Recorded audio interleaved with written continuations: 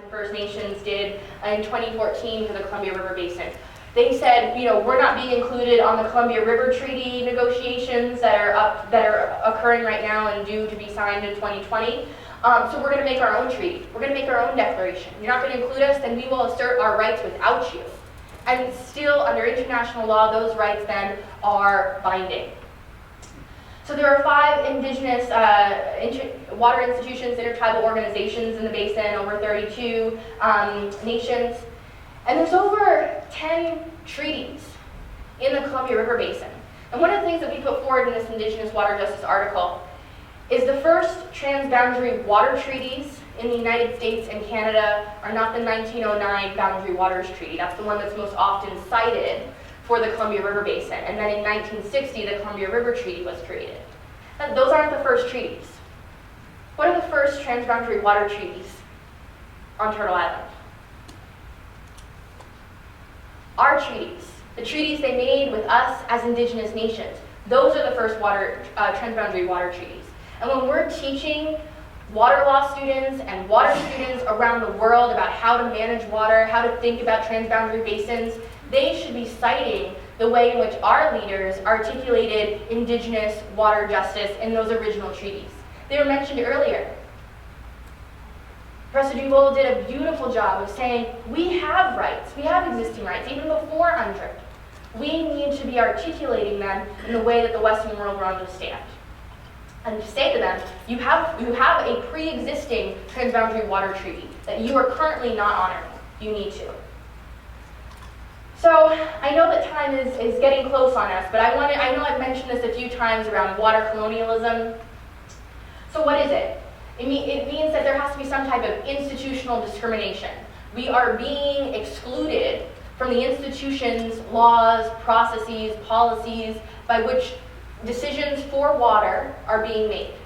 So if there's a water board or there's a water commissioner, depending on whatever the water structure is, wherever your nation is based, if you're being excluded from participation in that, that is institutional discrimination, and it is a part of water colonialism that has been rampant in both Canada, the United States, and other places around the world for centuries.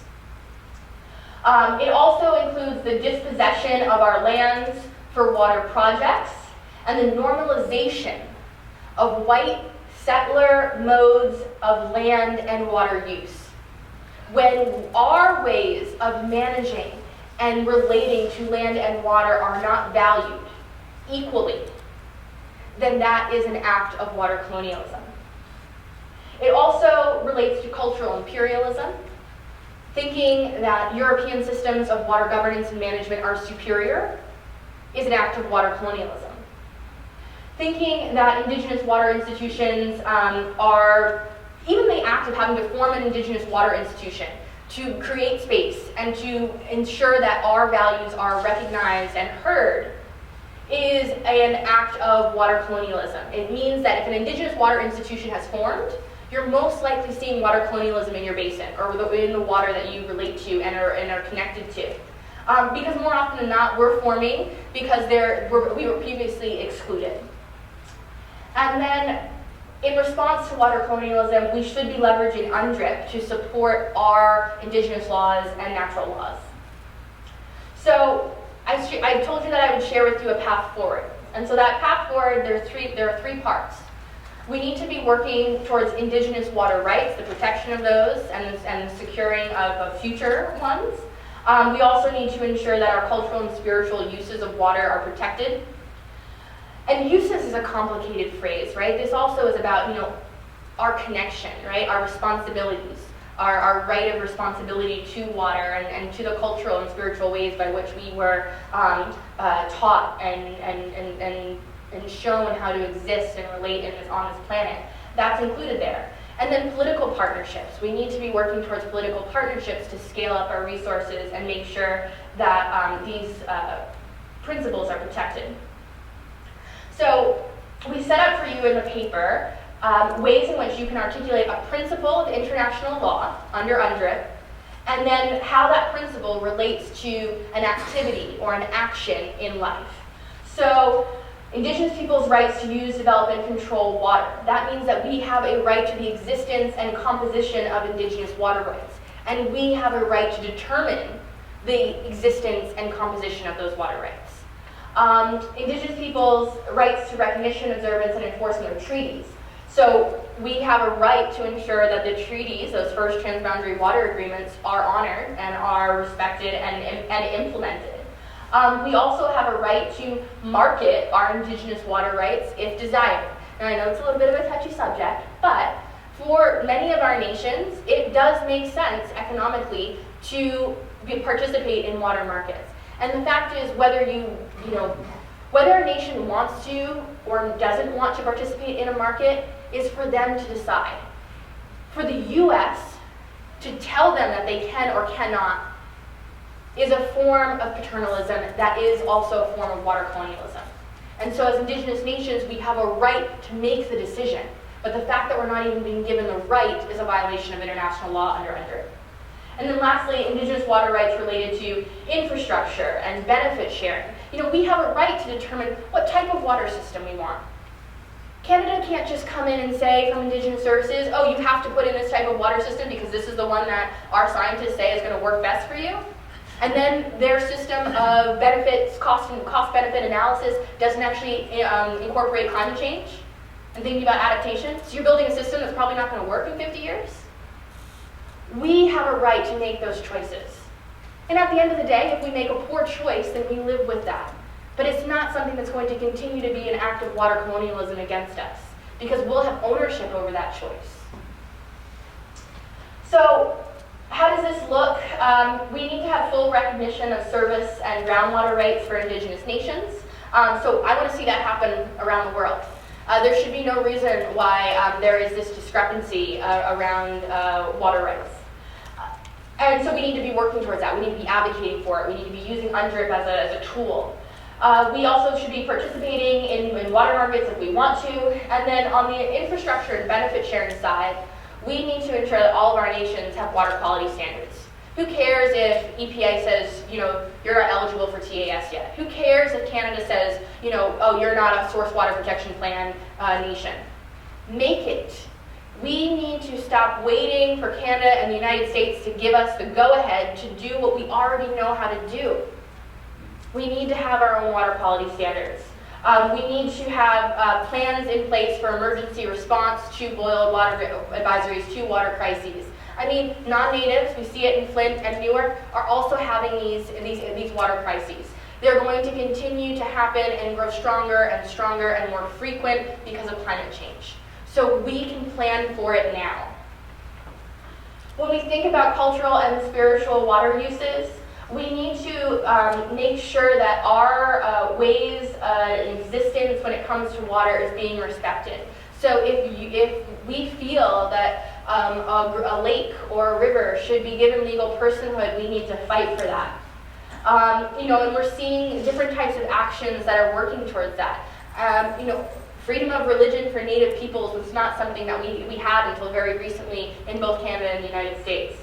For a very long time, totem poles were prohibited from being created. Now that process is being reclaimed. What many people don't know is that before a pole stood up, it often traveled along waterways to different communities. It was a direct form of a way in which we practiced our water knowledges. And we now need to reawaken those knowledges. And in doing so, we are practicing under international law our right of self-determination and Indigenous water justice. That also includes the protection of our first foods, our sacred foods like salmon. And so that's why we're starting to see a lot of dams, decommissioning of dams happening. The Klamath River is a more recent one as well.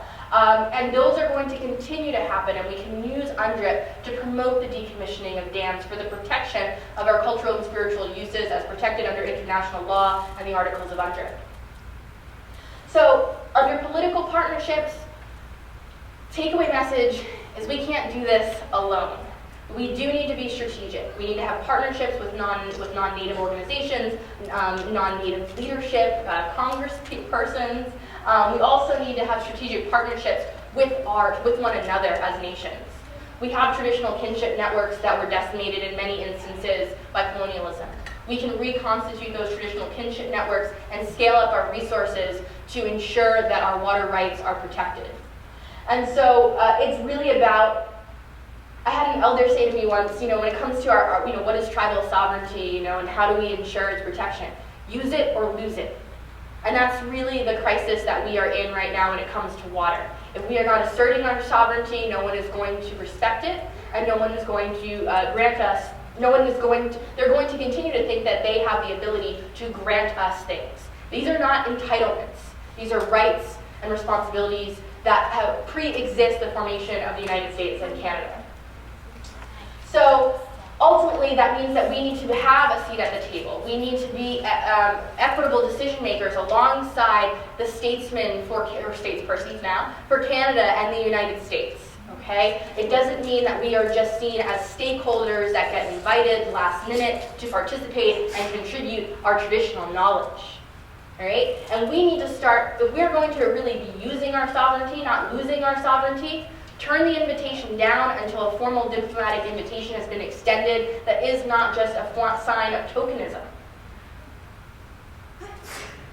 So conclusions. Australia, Canada, and the United States should honor their endorsements of UNDRIP. That's I've given you this whole platform and framework of using UNDRIP within international law, focusing on that, because right now, UNDRIP is precarious within domestic law in Canada and the United States. The endorsement that was officially given in 2010 by the U.S. has been stripped from the State Department website as of January of 2017, with the who came into office. Canada has been going through 4 years, 3 years now, from their endorsement of implementation, not even just their endorsement from 2009, but endorsement of implementation from 2016.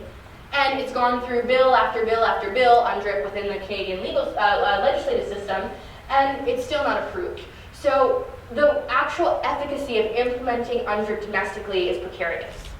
But internationally, there are still ways in which we can be utilizing the declaration to our benefit and becoming stronger collectively, mobilizing together for our rights.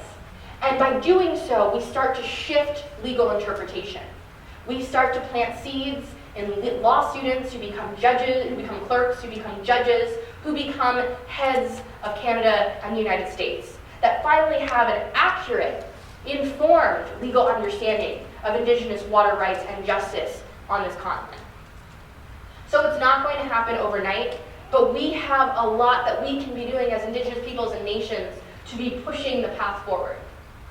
And so it means speaking for ourselves. It means respecting our rights to water and using our right of self-determination.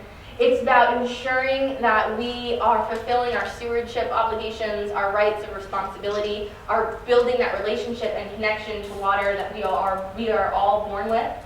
And it's also about ensuring meaningful nation-to-nation relationships for the governance of water.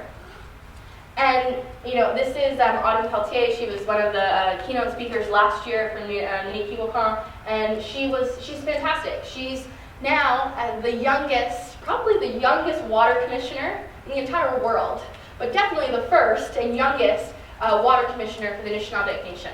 Right? She's 14. She spoke before the United Nations Plenary Forum last year and gave the most brilliant speech about protecting the water. And she said, it's time for all of us to warrior up. And so we start to think about how many acts of water trauma and colonialism we have in our lives. Let's take what Autumn said and warrior up to think about all the ways in which we could be doing water love. Acts of kindness and love for the water. And starting with that is honoring the treaties. That can be an act of kindness and love for the water. We can start to ensure that the other participants and signatories to those treaties we are holding them to their responsibilities. And one thing I say too, sometimes I think the biggest challenge we have is a challenge of the education of the public, the general public in the United States and Canada. They're like, oh, well, I didn't sign that treaty. Or that's a government thing. What do I have as a responsibility? As a citizen of the United States or Canada, you inherit a right of responsibility to any legal treaty that is signed by those nations. As a citizen of the United States or Canada, you vote for the people who are going to be responsible for ensuring the implementation of the rights and prescriptions detailed in those documents. And in the instances where those people are not, those leaders are not fulfilling these obligations, then you are just as complicit and culpable in the demise of Indigenous water injustices in this country and in these countries. But I, again, want us not to think only about the complicity for water injustice. We need to imagine a future with more acts of love and kindness to water that restores our connection and our relation to water as a relative. And so I leave you with the words of Chief Orrin Lyons. He said, "We must look forward and keep firm the standards they set for us and continue to fight for the seventh generation come. Our work represents peace for them. When they read and experience this declaration on the rights of the world's Indigenous peoples and experience their right to self-determination in the full sense of the word, equal to all under law, they will think kindly of us and sing songs about us because they will know that we love them."